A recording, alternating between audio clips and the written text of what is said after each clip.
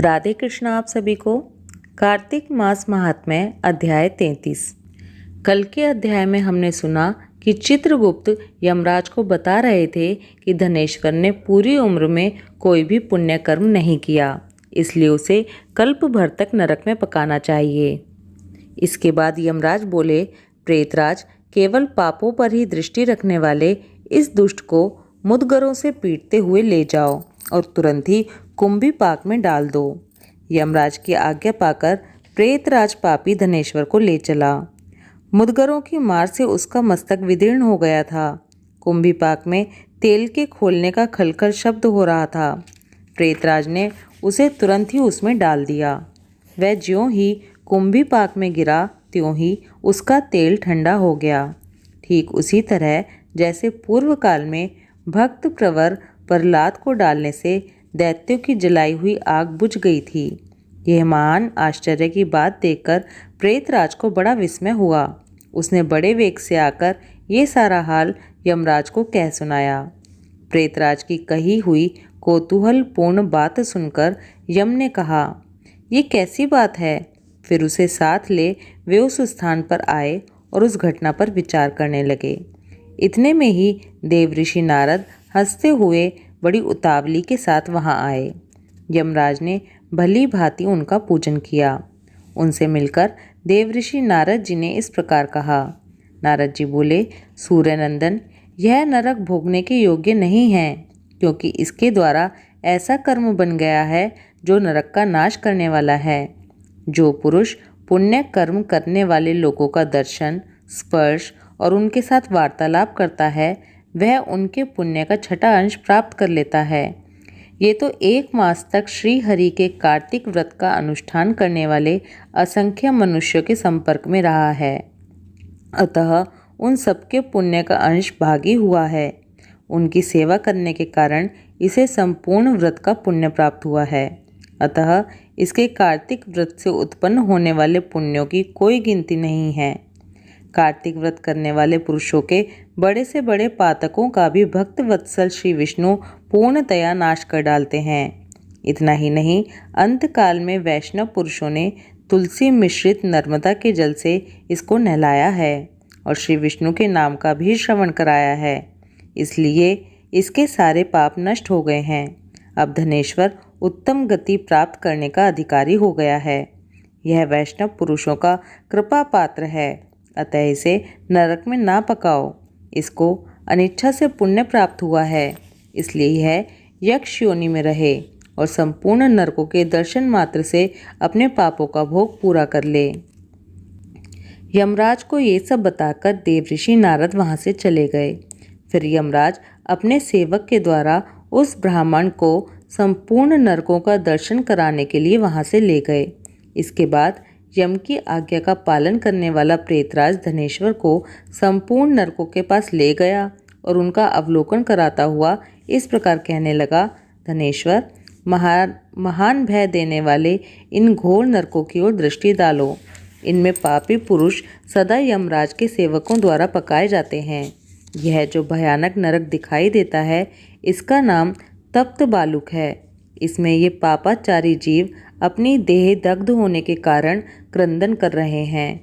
जो मनुष्य बैली वैश्वदेव के अंत में भूख से दुर्बल हो घर पर आए हुए अतिथियों का सत्कार नहीं करते, वे अपने पाप कर्म के कारण इस नरक में कष्ट को भोगते हैं। जो गुरु, अग्नि, ब्राह्मण, गौ, देवता तथा मूर्धाभिषिक्त राजाओं को लात मारते हैं, वे ही पापी यहाँ दृष्टिगोचर हो रहे हैं। यहाँ तपी हुई बालू पर चलने के कारण इनके पैर जल गए हैं। इस नरक के 6 अवान्तर भेद हैं। नाना प्रकार के पापों के कारण इसमें आना पड़ता है। इसी प्रकार यह दूसरा महान नरक अंधता मिस्र कहलाता है। देखो, यहाँ सुई के समान मुंह वाले कीड़ों के द्वारा पापियों के शरीर विदीर्ण हो रहे हैं। यह नरक भयानक मुख वाले अनेक प्रकार के कीटों से ठसाठस भरा हुआ है। यह तीसरा क्रकच नामक नरक है। यह भी बड़ा भयानक दिखाई देता है। इसमें ये पापी मनुष्य आरे से चीरे जाने का कष्ट भोगते हैं। असी पत्रवन आदि भेदों से यह नरक 6 प्रकार का बताया गया है। जो दूसरों का पत्नी और पुत्र आदि से तथा अन्यान्य प्रियजनों से विछोह कराते हैं, वे ही लोग यहाँ कष्ट भोगते हैं।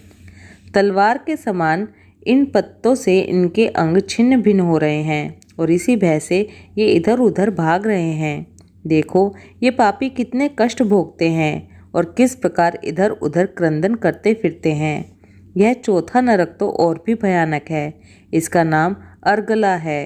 देखो यमराज के दूत नाना प्रकार के पाशों से बांधकर इन पापियों को मुदगर आदि से पीट रहे हैं और ये जोर जोर से चीख रहे हैं।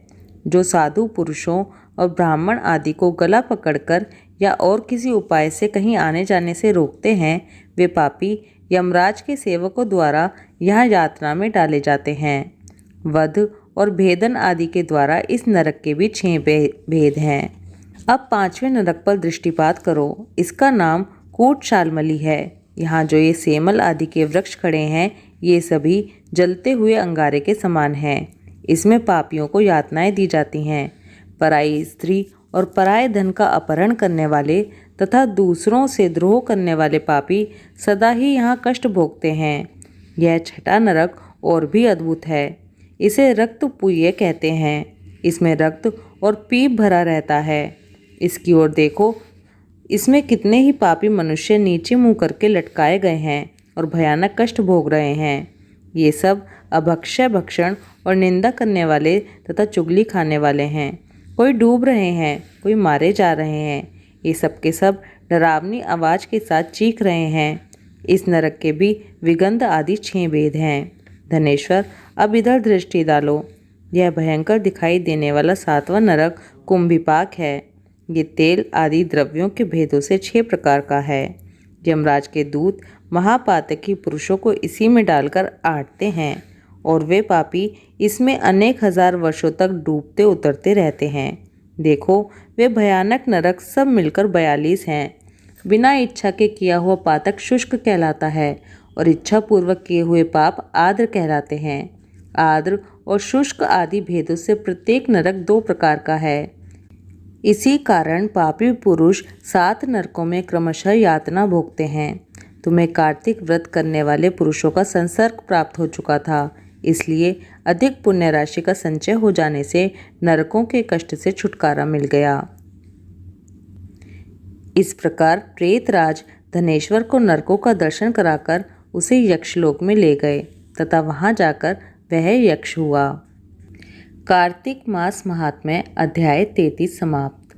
ओम नमो भगवते वासुदेवाय। राधे कृष्णा।